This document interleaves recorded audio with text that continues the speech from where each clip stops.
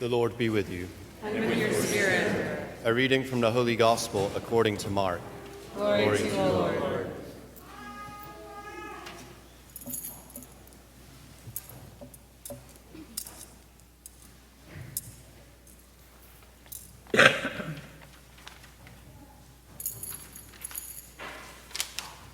James and John, the sons of Zebedee, came to Jesus and said to him, "Teacher, we want you to do for us whatever we ask of you." He replied, "What do you wish me to do for you?" They answered him, "Grant that in your glory we may sit, one at your right and the other at your left." Jesus said to them, "You do not know what you are asking. Can you drink the cup that I drink, or be baptized with the baptism with which I am baptized?" They said to him, "We can." Jesus said to them, "The cup that I drink you will drink, and with the baptism with which I am baptized you will be baptized. But to sit at my right or at my left is not mine to give, but is for those for whom it has been prepared." When the 10 heard this, they became indignant at James and John. Jesus summoned them and said to them, "You know that those who are recognized as rulers over the Gentiles lord it over them, and their great ones make their authority over them felt. But it shall not be so among you. Rather, whoever wishes to be great among you will be your servant. Whoever wishes to be first among you will be the slave of all. For the Son of Man did not come to be served, but to serve, and to give his life as a ransom for many." The Gospel of the Lord.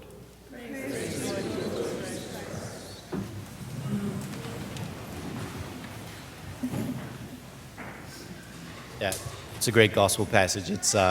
It's powerful. It's powerful because it's all about power. In fact, right? What's going on in this passage is all about power. We see this. There's the preceding few verses. Say prior to till we get to this point in the Gospel of Mark, has Jesus say for the third time that he is going to Jerusalem to suffer at the hands of his enemies, their enemies, and to be abused and to die. And here, in wake of that revelation, right, Jesus' own taking on of his suffering and death, 2 of his apostles come to him arguing about where they are in the pecking order, right? I want to be your right-hand man. When you come into your glory, I want to be your right-hand man. And here, my brother, he'll be your left-hand man, right? The 2 of us on top. And we might think as well at this time, there are other apostles, right, among the 12 who probably have, pretty good argument for their being first and second. If you take Peter, right, he's the spokesman of the apostles. And he's got a brother hanging out with him as well in the 12. Well, why not them? And we see how quickly the whole thing gets messed up, right? We see how quickly they are turned in on themselves, and Jesus having to intervene, right? Because that's how the passage unfolds. So we have Jesus saying, "Here it is. We're going to Jerusalem. I will suffer and die, and the Son of Man will rise on the 3rd day." Right? We have some prediction of his passion, death, and resurrection.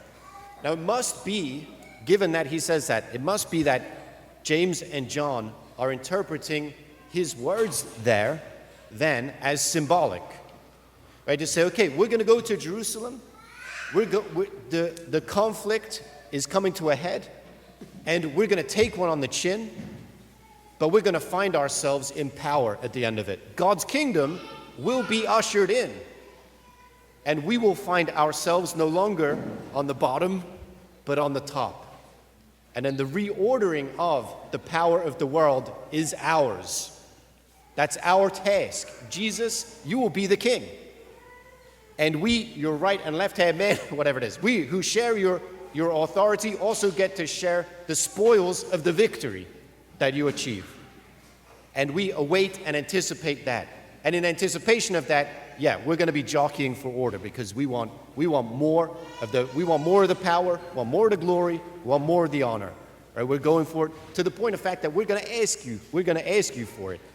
Now, this is in the early Christian community. You have to say, in the early Christian community, this story comes to us in a couple of different ways. One is here in the Gospel of Mark, another is in the Gospel of Matthew, where we don't hear James and John coming before Jesus to ask him for this right and left, right? When he comes into his glory, we find those words on the mouth of their mother. The Christian community is so uncomfortable with the fact that two of its preeminent leaders would come to Jesus at this time with that request that they just throw their mother under the bus. Right? Just say, well, it's her fault. She said she wanted them to be in positions of power and prestige. So that was on her. Of course, we see it here in the Gospel of Mark. They're claiming it for themselves. This is the challenge, okay? Jesus is God's anointed king. And he intends to go to Jerusalem to inaugurate God's kingdom. But he doesn't do it by overturning the power structure of their day simply with the force that everybody else had come to rely on. Because if he comes in with a show of force, he's doing nothing except putting a different group of people on top. When what he intends to effect is a revolution that will change the entire world, that will renew the face of the earth. Right? What Jesus intends to do is nothing short of renew the covenant that God has with Israel, and so restore creation and man's proper place in it as his image bearer, to give glory and praise to Almighty God with every breath he has, and to bring his loving and wise stewardship to creation.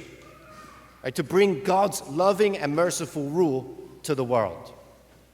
And this is how Jesus then says it, right? It's not, in this sense, I want to say, in advance of going to the text, what we see is Jesus is not content to stir up the existing, the way the world works, right? Jesus is not content to simply stir things up and reshuffle the cards.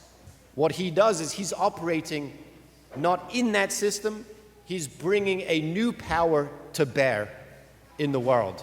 And that power is the power of self-giving love. And he will achieve his victory through self-giving love. And so take the world and flip it from being upside down to right side up. But listen to this. This is what he says. It shall not be so among you. Right? He just says, you know that those who are recognized as rulers over the Gentiles lord it over them, and their great ones make their authority over them felt. But it shall not be so with you. Now listen. Rather, whoever wishes to be great among you will be your servant. Whoever wishes to be first among you will be the slave of all. Now think. Jesus is speaking these words to you now. He's speaking them to you. You want to be great? You want to be great in the world? Want to have power, authority, want to be known, admired, and the rest? You want to be great? If you want to be truly great, then you will be the servant. You will take on the role of a servant. Whoever wishes to be first among you will be the slave of all.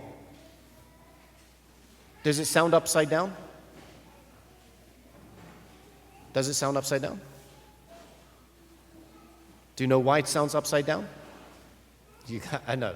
I'm setting you up, I see it. I've done this too many times. Do you know why it sounds upside down?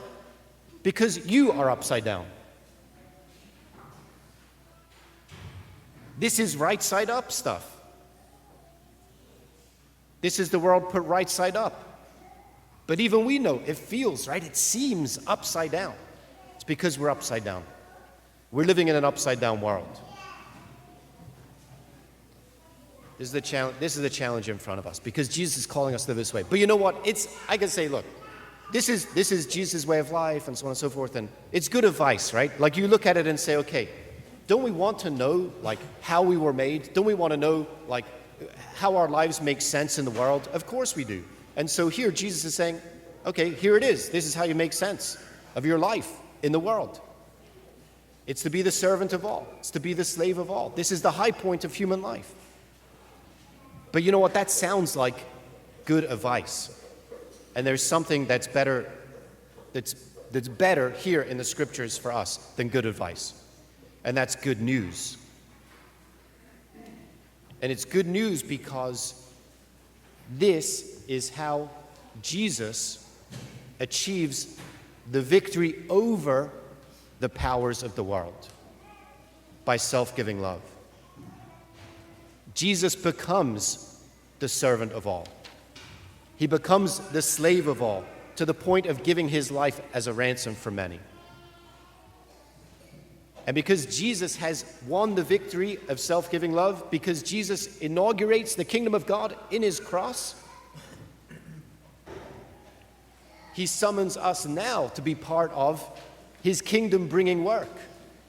Now, not the inauguration by self-giving love, but its implementation by the same means, by a love that's willing to suffer, by a love that's so focused on praising God and glorifying God that it's eager to take on the challenges of living in an upside-down world. A love that's so purified by our prayer that we can conquer every obstacle that's in front of us. Jesus has done it. Jesus has pioneered the way, and he now makes that way possible for us. Right? And it's ours then, wherever we are, right? Whatever corner of creation God has entrusted to our care, including our own lives, our own bodies, our relationships, our friendships, our families, our job, our work, whatever it is, right? What God has entrusted to our care, he now gives us strength in order to bring his love to life precisely there, in order to go the way of self-giving love precisely where we are. And there's not anything that could prevent us from following that path, because Jesus has overturned the powers of the world with the power of self-giving love.